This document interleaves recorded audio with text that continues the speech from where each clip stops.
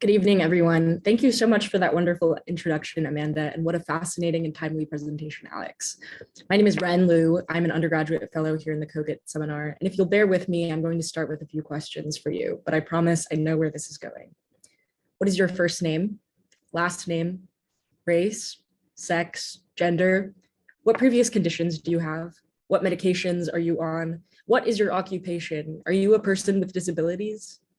On a patient intake form, in order to understand what is wrong, we are asked to define what social categories we might fall into by mapping these constructed differences onto our own bodies.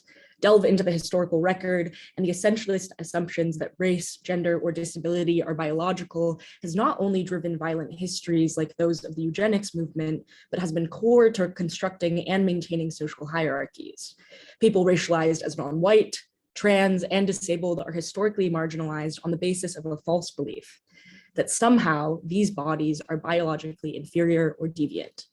Pathologizing the body then becomes a mode of wielding and preserving power. And to quote Nayan Shah, quote, "Rejecting race as biological also requires understanding how to move against it as pathology," unquote.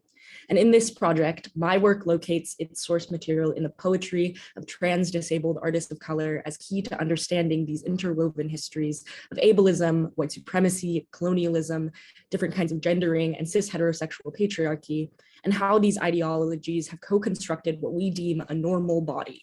I'm interested in how poetry is uniquely positioned to intervene here because people of color, disabled people, and trans people have found expression in this form that uniquely resists oppressive, institutionalized knowledge.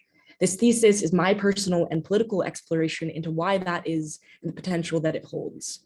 Audre Lorde famously writes that poetry is, quote, "revelation or distillation of experience," unquote, oppositional to the sterility of thought from our white fathers. And writer and poet Kay Gabriel speaks to how for trans people, quote, "poetry provides a way to inhabit revolutionary practice," unquote.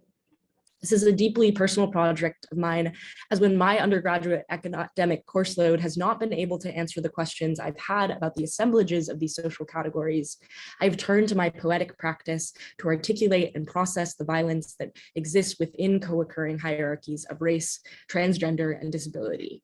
I come to this project of poetry because the people who have guided most of my theoretical frameworks away from violence towards survival and belonging and liberation have been trans disabled people of color, whose work and political commitments I resonate with. And they always somehow happen to be poets. Inspired by Queer of Color and Crip-of-Color critique, I'm interested in understanding the nexus and co-constructions of disability, gender, and race, not simply as identity categories, but towards political commitments to destabilizing the ways these systems control our bodies, our relationships, sovereignty, capital, and the nation state. My thesis asks three main questions. First, how does understanding transness, disability, and racialization at the bodily level show how they are linked? And how might the separate academic fields of ethnic studies, disability studies, and trans studies, especially as these all share roots in ongoing histories of activism, how can these studies be productively combined to understand the matrix of disability, gender deviance, and racialization? Next, how can poetry as form and evidence of experience provide a unique window into the assemblage of experiences of race, gender, and disability? And finally, how can a trans Crip-of-Color erotics rooted in poetry resist panoptic systems of surveillance and the violence of the archive?